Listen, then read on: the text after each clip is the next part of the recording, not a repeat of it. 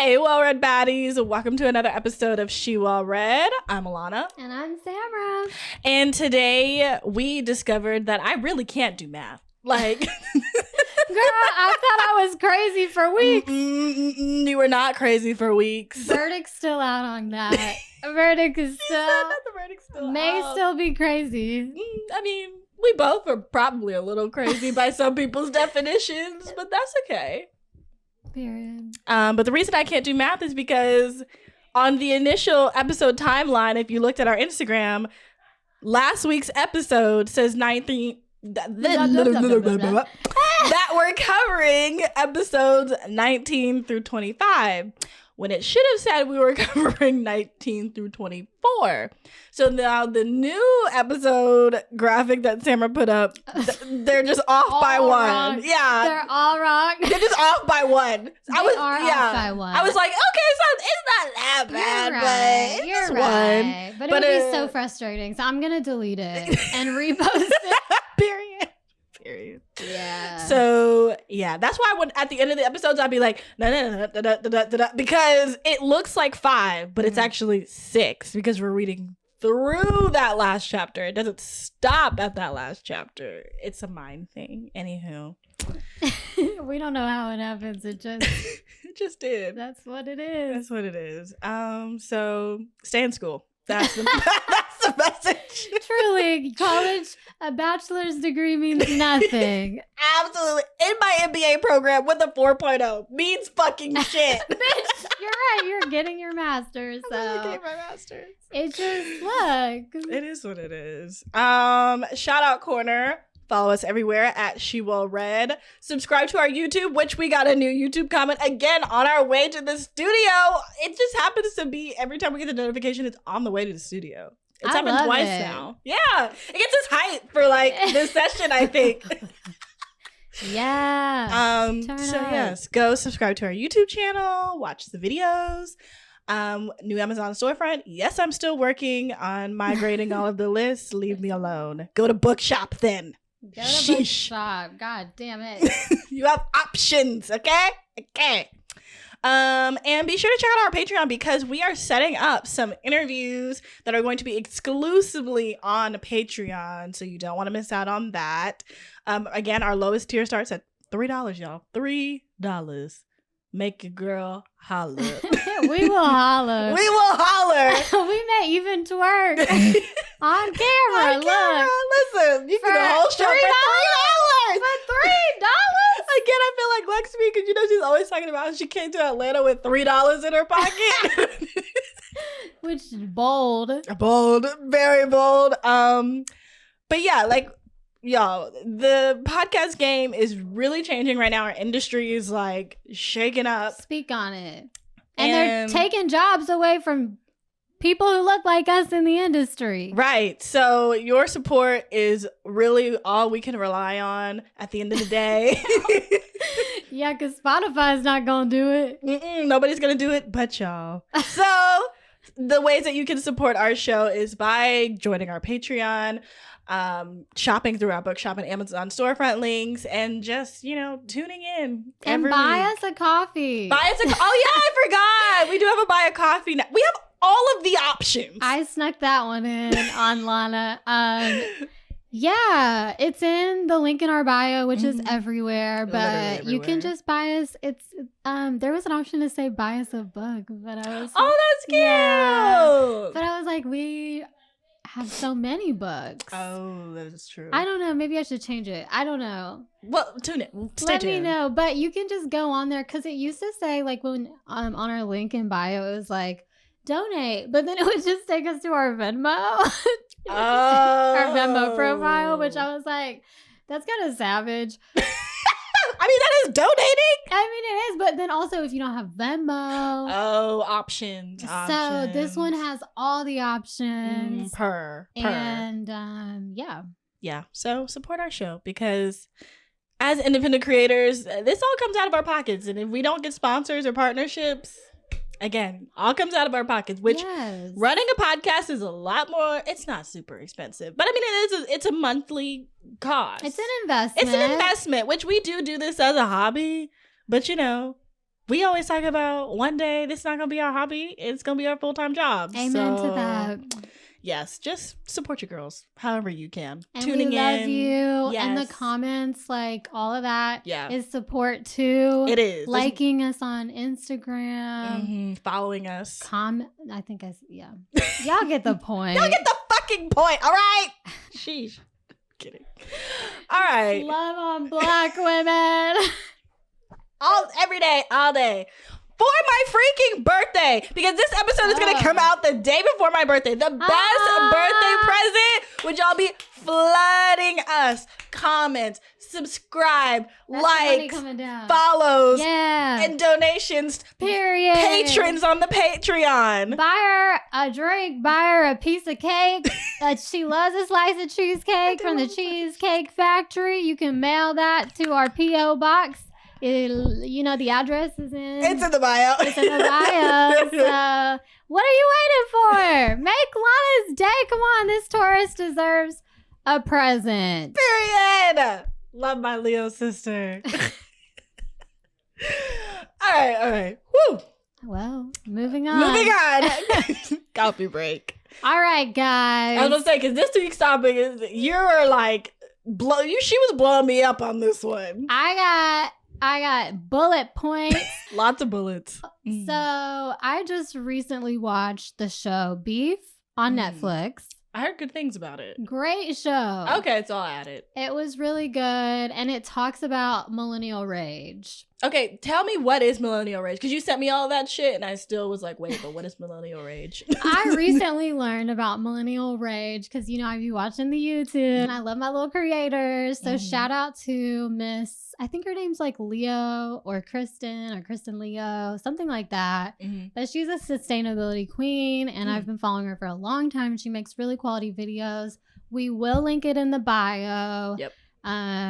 But she made a really good point about how, and I've been seeing this around like on TikTok and stuff, of like how we're going to see a lot more of this millennial rage thing in media because millennials are just really upset and angry at the situation that they are living through.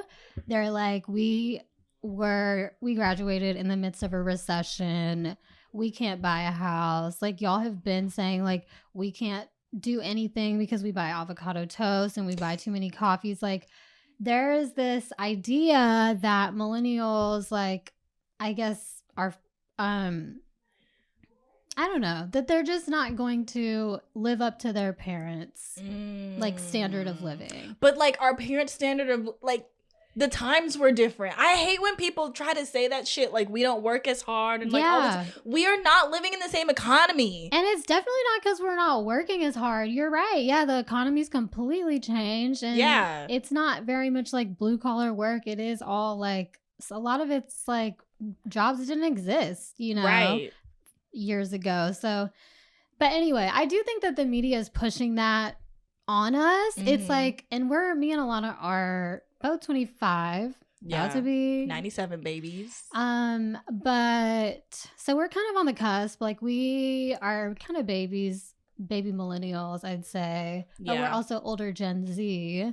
So we can kind of see both sides of it. But I think that because of the like negative stereotypes that are being put on millennials, they're almost like bitter about their situation. And I don't know if it's one of those things where it's like someone tells you you're in a bad situation and then you're like, oh my God, everything I'm in a bad sucks. situation. Oh, like a mental thing. Like the climate disaster, like all of the stuff that millennials like grew up in and are almost spearheading because everybody else don't give a fuck. Right. And Gen Z is like a whole new level of like excitement about change, and but energy. We have our own issues too. Yeah. Which, so every generation has their issues, but just generally we're seeing a lot of like hate on the internet, specifically TikTok, about people's bodies, and there is kind of a resurgence of this heroin chic aesthetic that's happening in the fashion world, and I'm seeing it in LA that a lot of the people I follow, they've lost weight, da da da da da. But people are in the comments like telling them that they like need to eat something and that they look like starved. And like there was recently a situation where Gwyneth Paltrow was on the Art of Being Well podcast, and she talks about her like daily routine.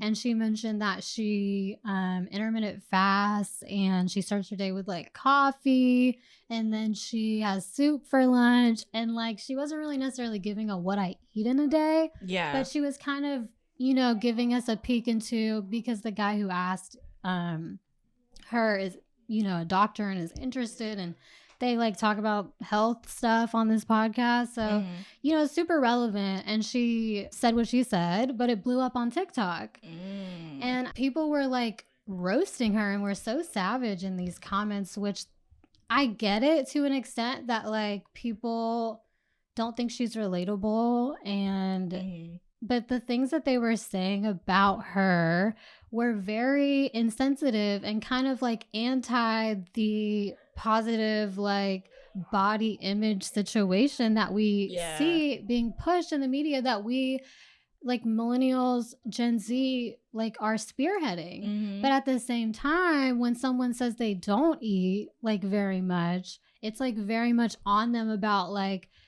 she looks so old, and like people were like personally offended by what she does, you know, for her. Yeah. And so then another situation happened with, I mean, people have been talking about Bella Hadid losing weight. Like it's in, if you see the search bar in her TikTok, like it's like, that's what it is. Yes. It's like Bella Hadid then and now, and the same thing has been happening with Ariana Grande. And yeah, so, that's the one that I've seen you most. Saw? Yeah, I saw her video before you even sent it to me. Yeah, because like here's the thing, we have eyes, right? We do.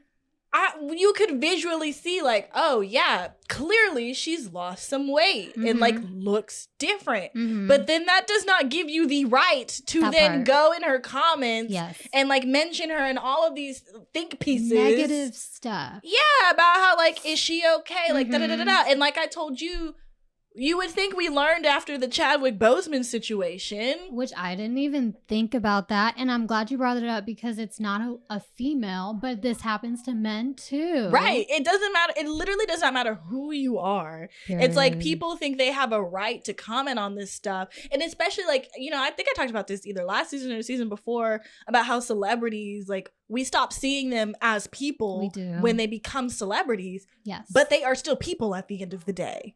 Yes. So it's like you're still commenting to this person about you don't know what the fuck is going on in their lives. Like literally, we put them on a pedestal and think that they don't have problems at all because they're rich and famous and whatever. You don't know what's going on behind the scenes. Everybody, literally everyone has problems. Right. I feel like the universe is pretty fair. Yeah, like just because visually everything might look okay at home, don't mean it always look okay at home. Like we all show up and present this person, but like no one knows what's going on behind the scenes. So it's just like, be kind. And especially when it comes to someone's weight, like we know that's so hurtful. Yeah. So the fact that we do it to people, we do it to celebrities all the time. Right. And then they have to speak out and be like, I'm okay. I'm not dying. Like, and even in Ariana's video, she was like, this is actually the most healthy weight that I've been at in a long time. That part. Because I was going through some shit when y'all saw me at what you categorized as my normal appearance and my normal look. Like, we're not her doctor. We're not her mom. We don't know this girl. We have no idea. And like, I felt that because recently, like, and I think there's this phenomenon of like, when you turn 25, like you get your grown woman weight. I got my grown woman weight because I went from like 135 to 150 overnight. And I was like, hello? We love grown woman weight. We standing in this house. And I had to like come to terms with it because it is a big shift. And I can't imagine if someone was in my comments being like, oh, did you put on a little weight? Like and people do that. People accuse them of being pregnant when they gain weight. People accuse them of being sick when they lose the weight. So it's like you cannot please people. Like, Yes. at the end of the day. But at the same time, like, as people, we really cannot comment on people's weight anymore. Like, it's just not cool. It's not. But it's almost that thing of, like, we can say something's not right. And I obviously think that we should talk about these things and have these conversations. But people are still going to do what they want at the end of the day. And, like, they don't give a fuck.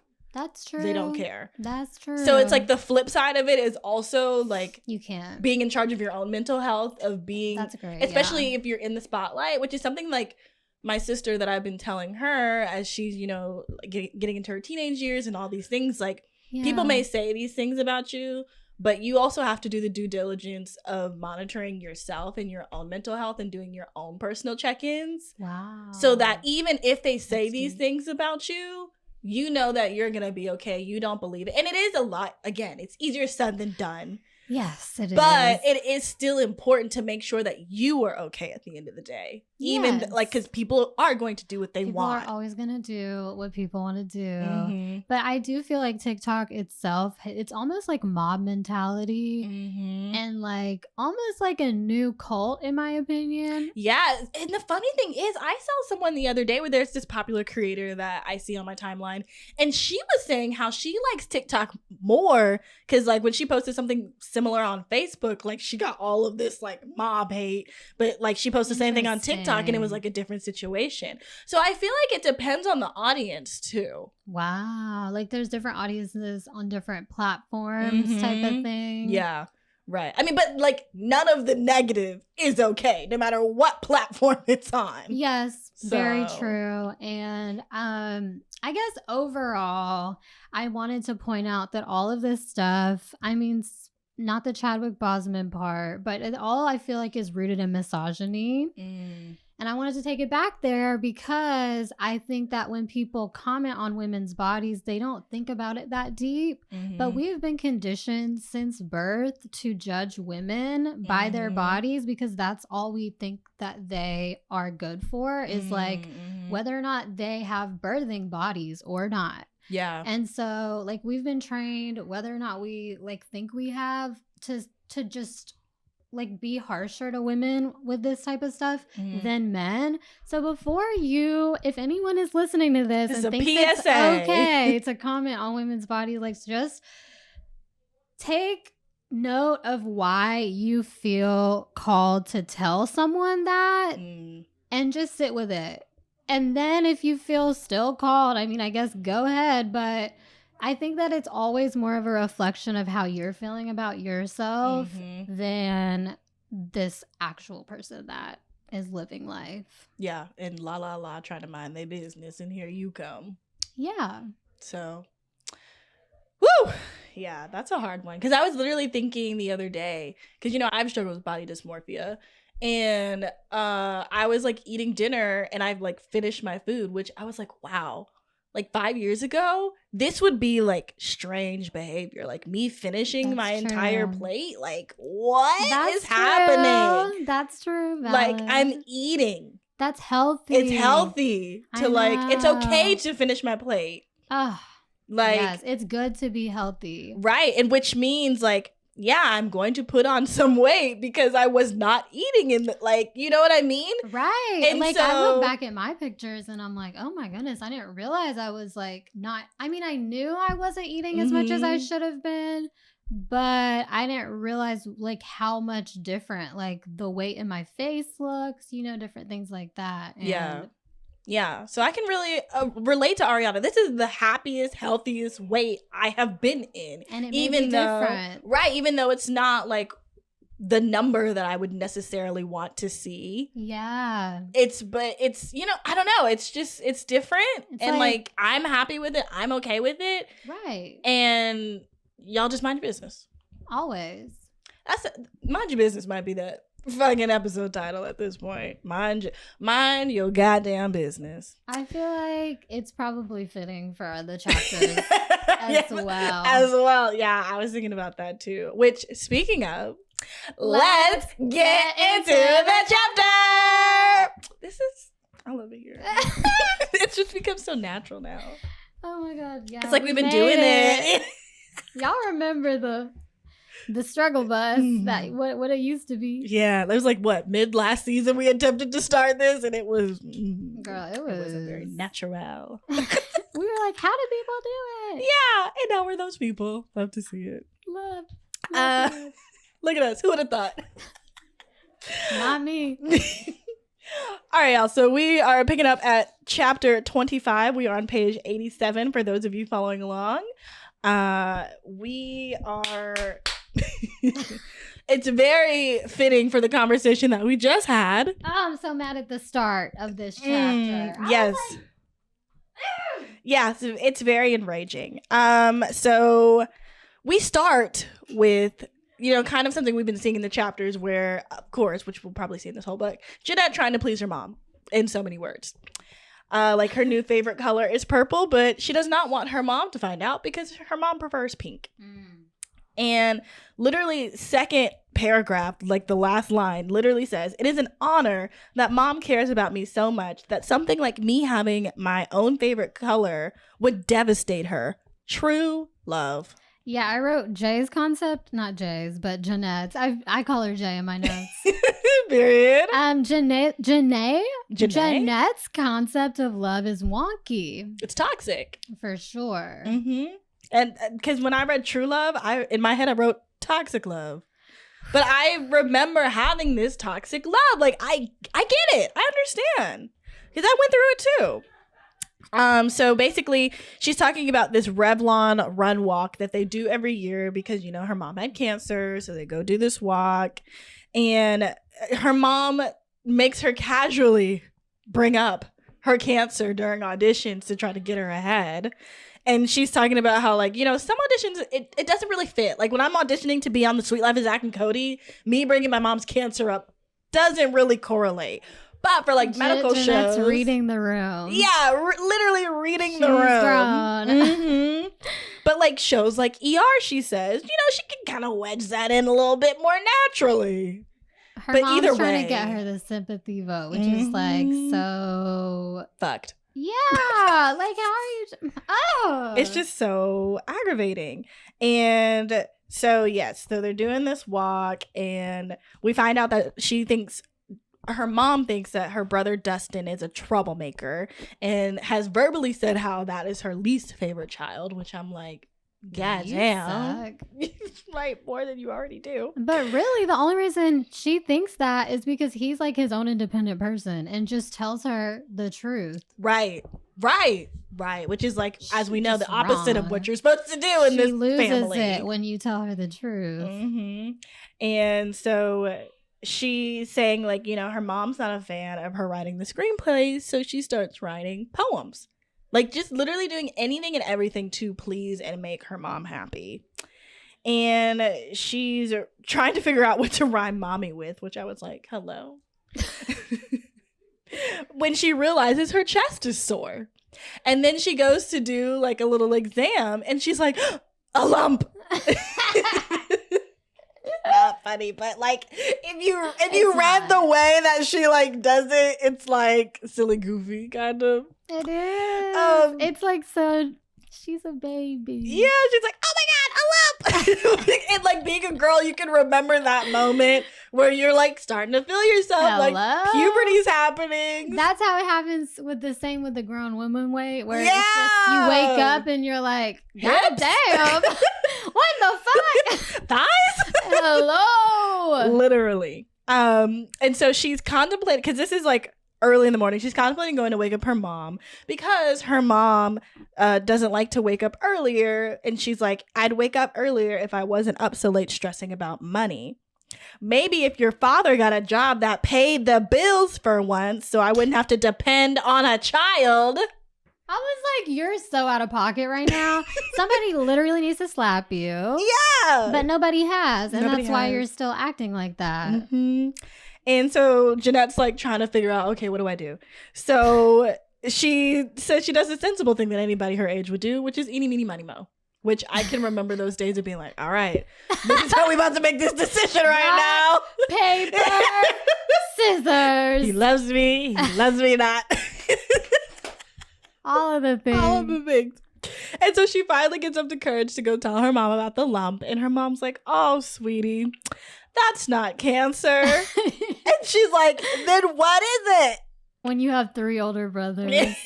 Oh, I didn't even think about that. Because it's like, girl, you're turning into a woman. Yeah. And she says, you're just getting boobies.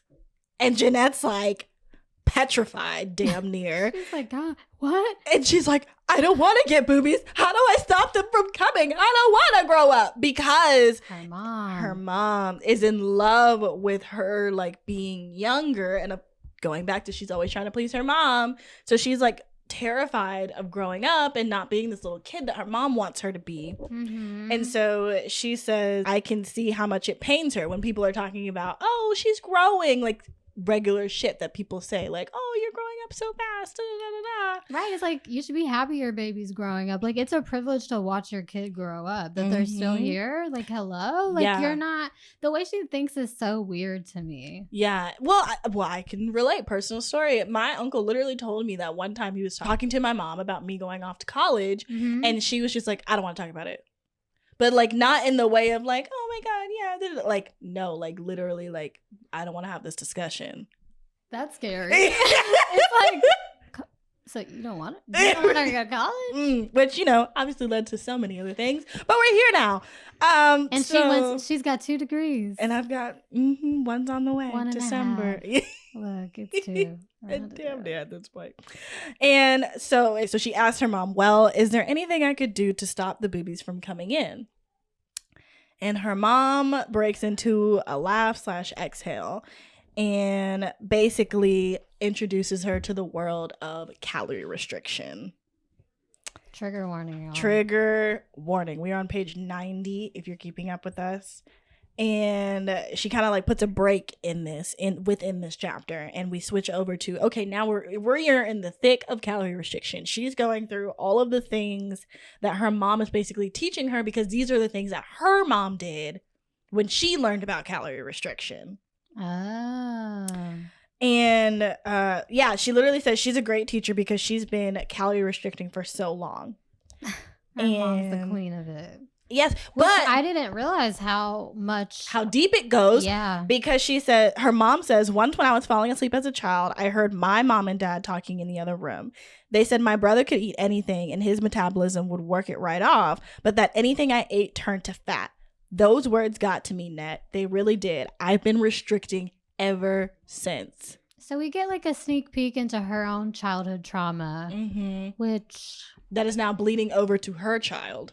Whew, that's really hard. It's like, see why she's in this boat. It's just, I'm so like, I hate she thinks she has to do this. Right. And Jeanette's like, you know, that makes sense, because ever since she's like known her mom, she's only had hot tea every morning for breakfast, nothing in it, steamed vegetables every night for dinner, nothing on them, and she rarely sees her eat lunch, and if she does, it's a salad with no dressing or half of a chocolate chip granola bar. She says, I'm in good hands. She starts shrinking. It works. Yeah.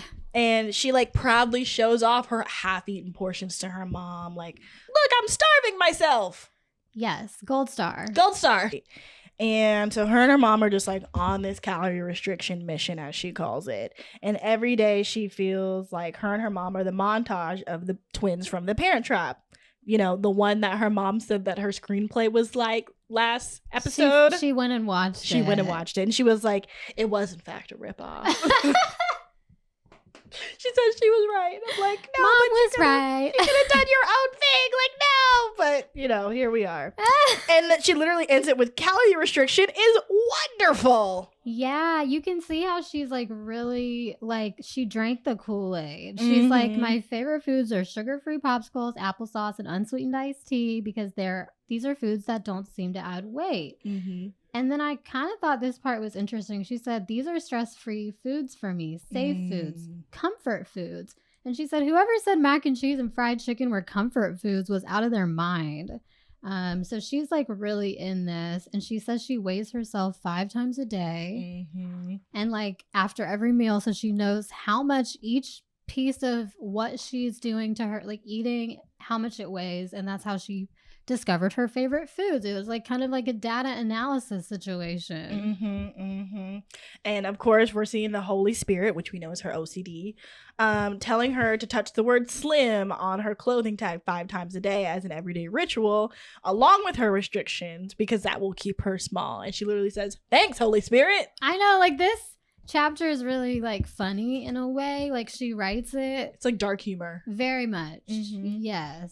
And she says, overall things are going well, but today is an exception. We are going to the doctor today.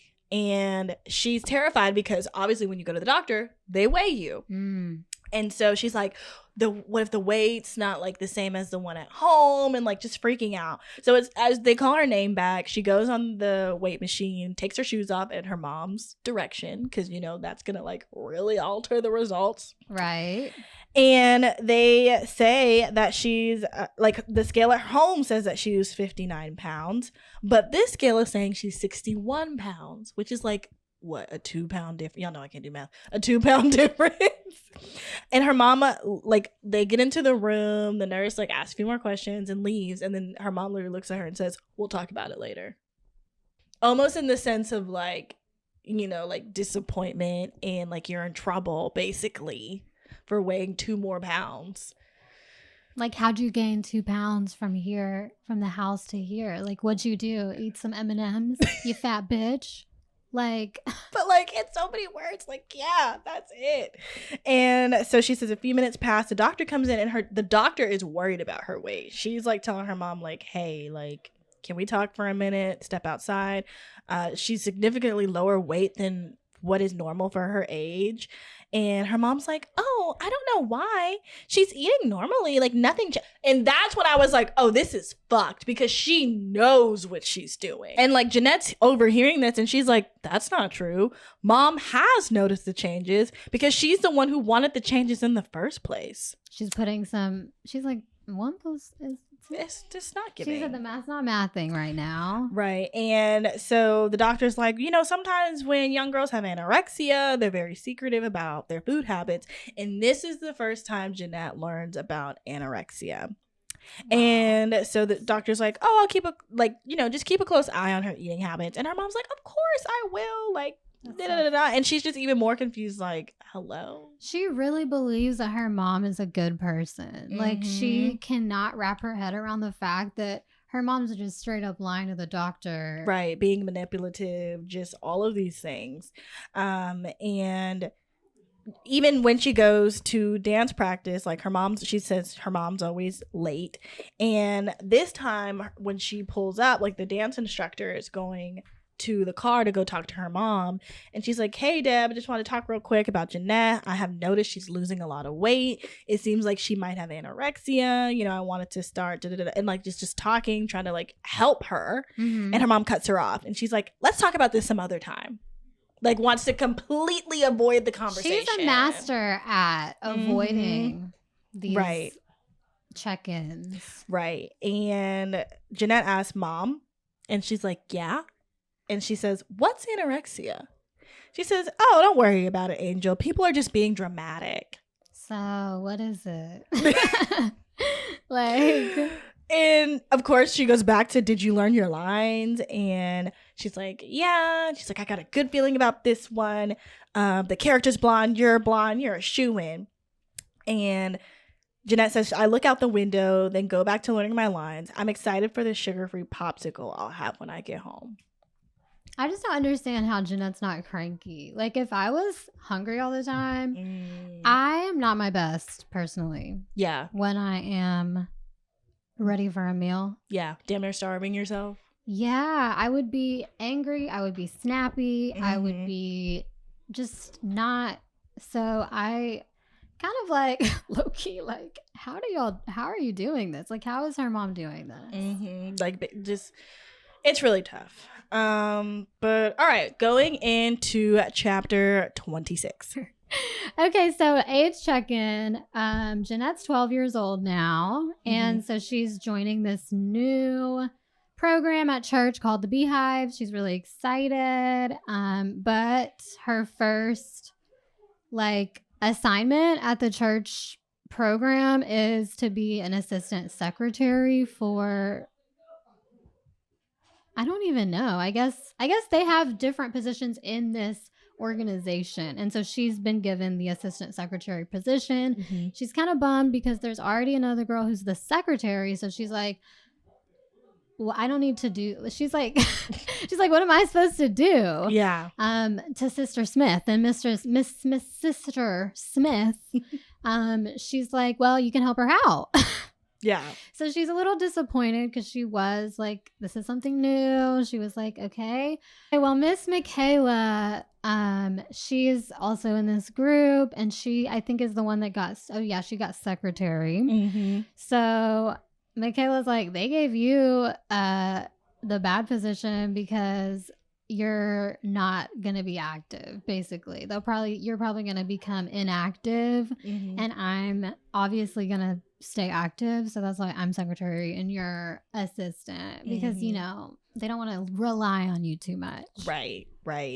So Jeanette's like, I freaking hate Michaela, and.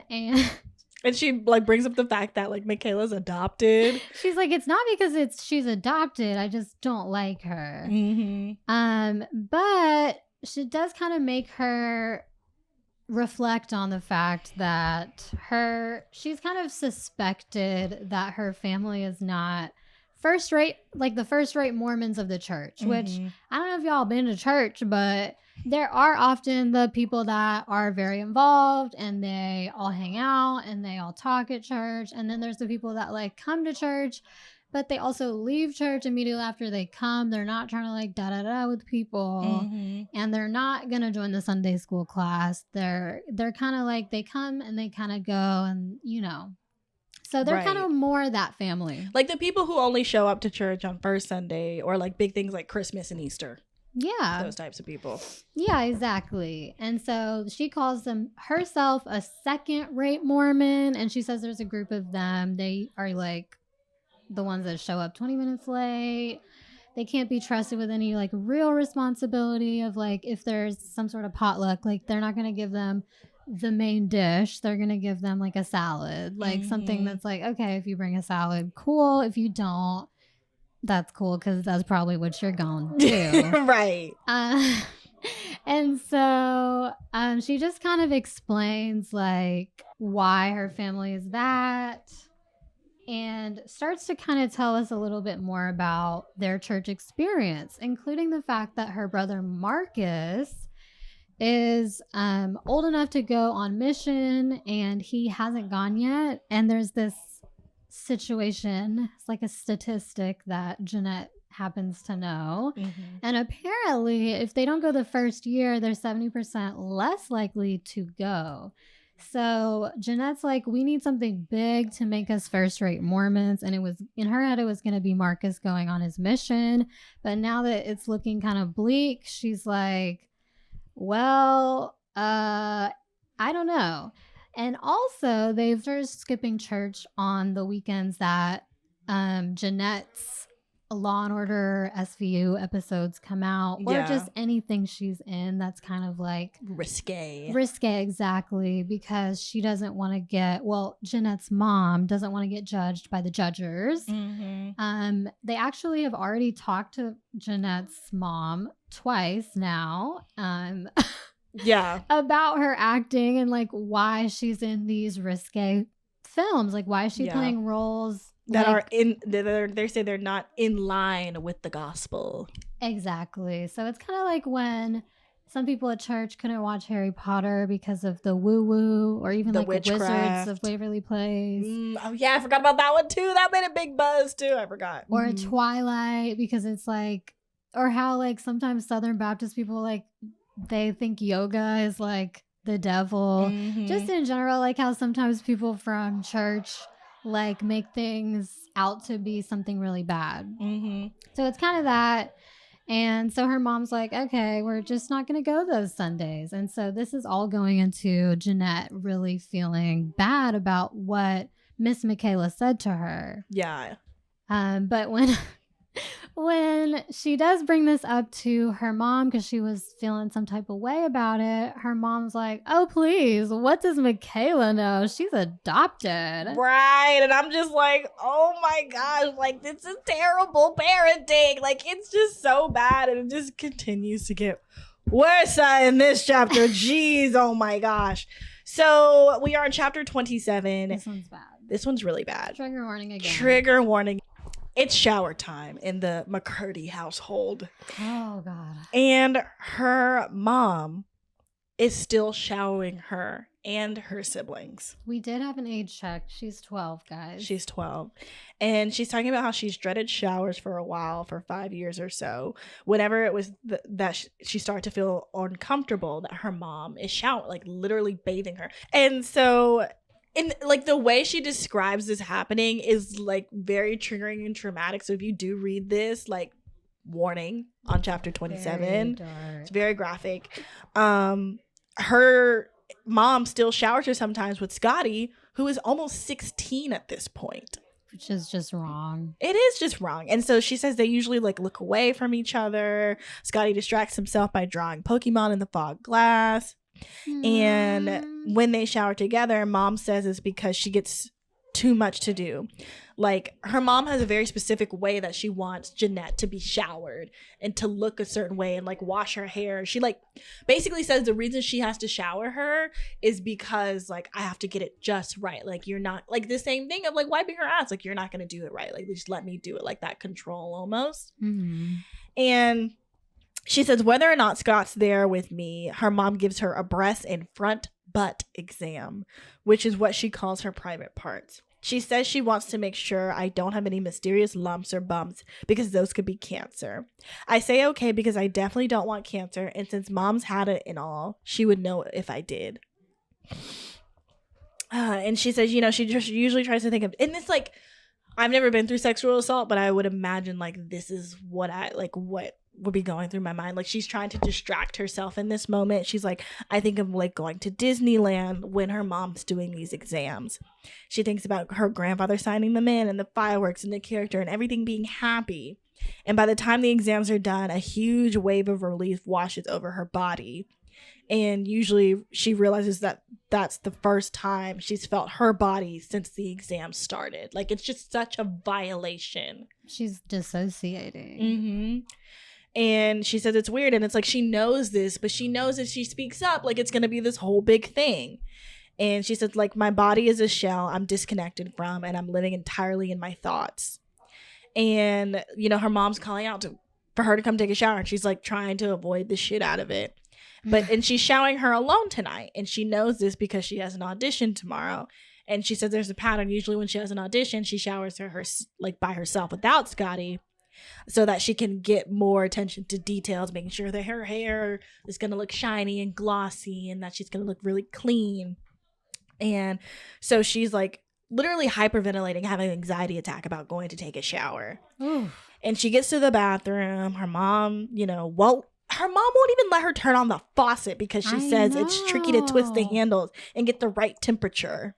It's just such controlling. It's like you are not allowing this girl to grow up. At all. And she steps into the shower. She hears the drip from the leaky faucet. She studies the mold on it. And she hears mom's footsteps approaches the bathroom. Mm-hmm. Like, dun, dun, dun, dun, dun, dun, dun, dun, dun. And then she says, I'm off to Fantasyland. Just to completely not even think about the whole ordeal. It's just really sad and upsetting. Oh my God. That was a hard one to get through. It was. And it was short, but it was very, like you said, graphic. Mm-hmm. So we're going to zoom into chapter 28. She is sitting in the back of the car. They're driving to go see Dustin at his job. And she describes how her mom likes to go to their jobs because it's like, oh, I know somebody who works here. Like she feels like a VIP person. It's just so fucked. Her mom is a child. Yeah. I like realized what you said like when you said it. She really is. It is very childish behavior. And so Susan's calling, which if you don't remember who Susan is her manager. The Susan. And she says yesterday she screen tested for a show that we know called iCarly. When I saw that, I was like, oh we're here. We're here. We made it. And she also she screen tested for a show called Californication. It's a new Showtime show. And she describes how usually when you screen test for a show, it means like that they want you. Like they're trying to see, you know, if they're going to pick up the show, like all these things that like go into the business of like before a show gets like a series order. Right. And so she says there's also this weird rule that whichever show tests you first gets first choice on whether to pick you or not. And they get a designated amount of time to do that. And so she had screen tested for iCarly yesterday. So they have first choice as to whether they want her or not. So Susan calling right now means that Nickelodeon has made up their mind about if she's going to get iCarly, which I'm like, that's huge. Reading this, I was like, but we know she's going to get iCarly. I know. I was like, wait a minute. But then, because I got confused, I was like, did she test for Californication first? You're like, what's going to happen next? You're like, wait, did one become before the other? Oh, that's so funny. Yeah. I didn't even think about that. But then I like reread it. I was like, oh. Yeah. Okay, iCarly has preferential treatment right now. Yeah. And so her mom's talking to Susan and she clicks over and they find out that she booked iCarly. Yeah! And so of course like her mom's freaking out. They get to the art supply warehouse where her brother works and they get out of the car like screaming, hugging each other, just so excited because this is the first job where she's going to be a series regular. Like this is the big break. This is the money maker. Yeah, this is the big break they've been waiting for. And she literally ends it with, I jump into mom's arms. She squeezes me. I'm elated. Everything's going to be different now. Everything's going to be better. Mom will finally be happy. Her dream has come true. She did not say her dream. She said her dream. Her mom's dream has come true and she's in service to her mom. Mm-hmm. Okay, chapter 29. We are on page 102. And this is on set of iCarly, which is exciting. Mm-hmm. We're here. She opens up the door and gets she gets a fruit basket, y'all.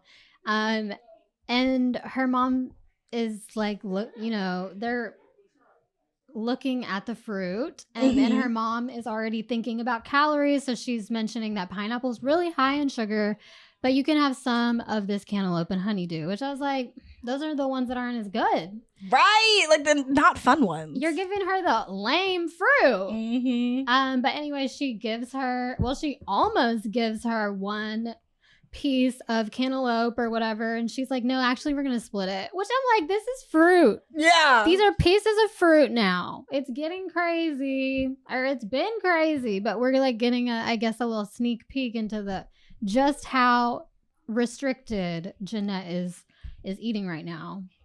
But it seems like as a series regular you get a lot of fruit baskets, baskets in general. Yeah, so she's loving this. But they also got a meat and cheese one, which of course her mom's like, we can take that one home for the boys and grandpa. And she mentions that she like never got a gift for anything she's ever done except for this one dude. Right. And this is what happens when you're a series regular. Yeah, the pen. I was like, oh, that's nice. She said, what a guy. Which I was like, you're so deadpan. It's funny. Like you're an adult as a child. Oh my goodness. But she mentions that her series, or I guess their pilot, got the most votes for getting picked up of all other shows on Nickelodeon. They got 20 and usually people get 10 or 13. So that just goes to show you how good it was and how much people loved it at Nickelodeon. Her mom says that this is probably because of her performance as Sam Puckett.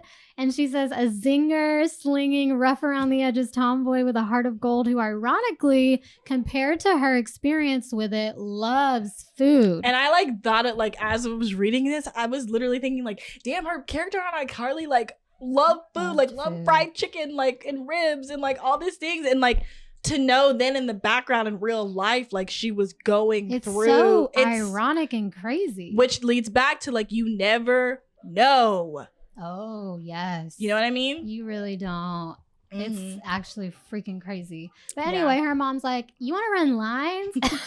Because because she's always like trying to distract her from food and just whatever she doesn't want her to be doing. And so she's like, sure, even though she's never ready.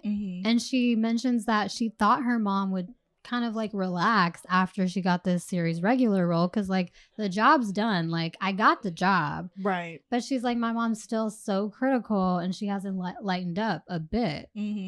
So anyway, somebody knocks on the door. Her mom's upset. She's like, answer it. Which honestly, you know, I was just saying I would be so angry and like snappy if I was hungry all the time. Maybe that is why her mom's like kind of annoying. Is because she's like not at her best in any moment. She's always hungry. That's so true. I didn't even think about that. Because she's like super annoyed. She's like slapping her thigh, exasperated to be interrupted. Oh my gosh, yeah. And but when we open the door, yes, it's another basket. Except this time it's from Miranda Cosgrove. Which I was like, oh my God, it's so weird to like read about somebody I grew up watching. But there is a gift card in it that is the largest gift card she's ever seen. So it just kind of goes to show you that Miranda is kind of like wealthy in comparison to Miss Jeanette. And we are going to start to see the dynamics of their friendship very soon. But it just starts with this huge basket and it's like a gift card to the nicest theater in town, like the one she's never been to. And she's just super excited. She's like shocked that her co-star, who's also a child actor, would be sending her something like this. Yeah, and it's just being so nice. And she goes a little bit into Miranda and she says she plays the titular role of Carly Shay, a sweet feminine teenage girl who, with her best friend Sam and Freddie, start a web series. And her mom mentions that, which I thought was kind of funny and true. She said, poor thing for Miranda's character. She's a pretty girl, but it's a shame her character gets no personality. Which, like, I was like, kind of, yeah. Like, she was sweet and da-da-da, but, like, she didn't really, like...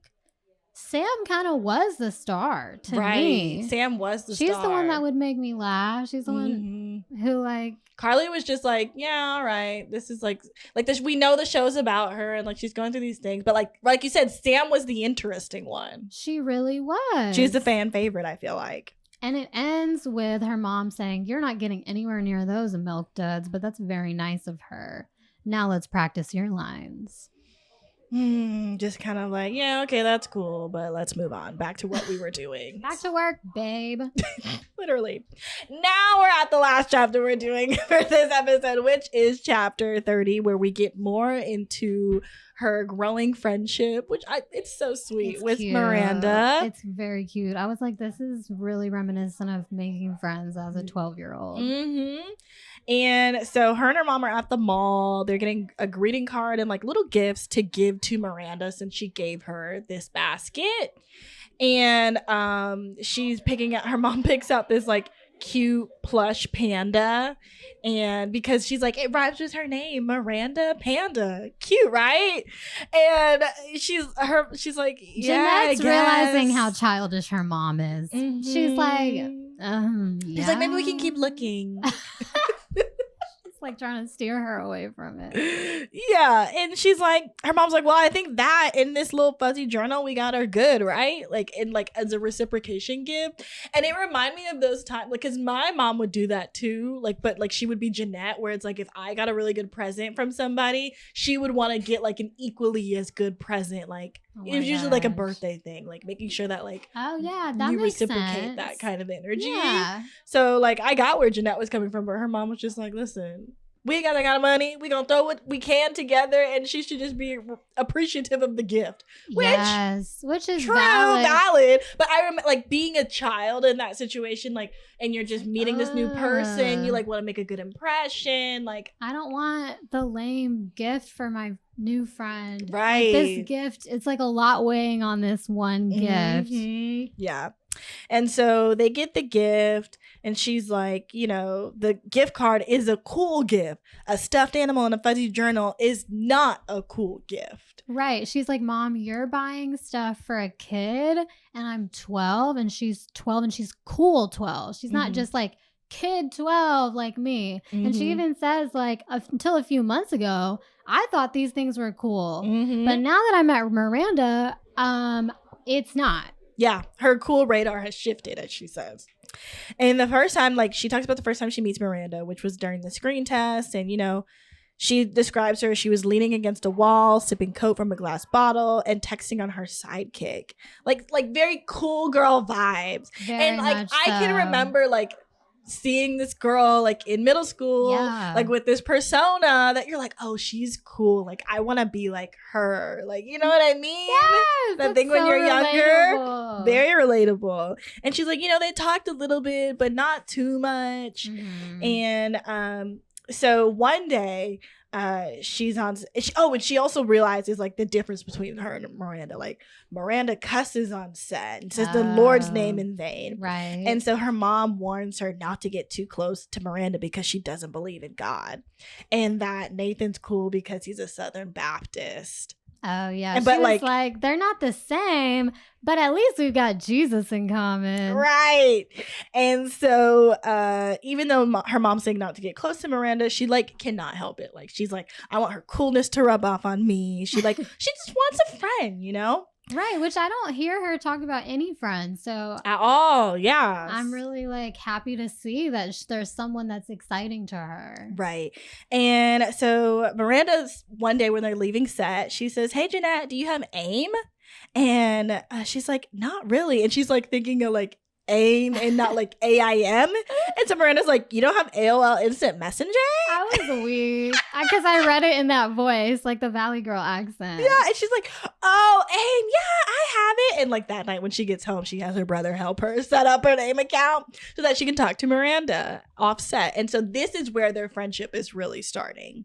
And she says, even though in person Miranda seemed shy and quiet, she had a distinct and hilarious personality through her written words. She loved her and she was excited about becoming friends. And I'm, like, so happy for her because I remember, like, making your first best friend. Like, it's such an experience. Yeah, it's really good for your growth as a young person. And so, but she obviously can't let her mom find out about it. So she's like, you know, anytime her mom's like, what are you doing? She's like, oh, I'm doing schoolwork. Like, just doesn't even, like, let her mom know. And she's just like, I'm so glad I have AIM. And that's how we end this chapter. Guys, I'm glad we ended there. At a high note. Yes, because it got low for a second. And, you know, I mean, I hope that their friendship grows and that I don't know. I'm just interested to see what plays out next because we're in the thick of it now. Yeah, we're in, like, she's made it. Like, all these things that we've been reading up for, like, we're here to, like, see it finally play out, how it plays out. And it's like, It's cool because we kind of watched it play out, but it's very much giving behind the scenes now. Yes, so true. It was like, this was like the lead up. And we do have this perspective, but we're realizing how much we didn't know about this person who was playing this character. Right. And just how different the character was from the real person. It made me actually want to go back, and maybe I will when I get a chance, like, go back and watch the first couple episodes just to see, like, because I know her now. You know what I mean? Yeah. So, see the differences? Yeah, especially with the whole food thing. Yeah. So stay tuned as next week we are discussing chapters 31, 32, 33, 34, 35, and 36. Stay tuned for the updated timeline on Instagram. But this has been another episode of She Well Read. Oh, and don't forget, I know we didn't have time to do stories today. We'll probably do a double duty next week and do all of it. That sounds good. Yeah. But thank you for everybody who's been participating on our Instagram stories. We're going to keep that going throughout the season. We see that y'all are enjoying it. We're enjoying it. Love to see it. But this has been another episode of She Well Read. I'm Alana. And I'm Samra. Bye, y'all. Bye.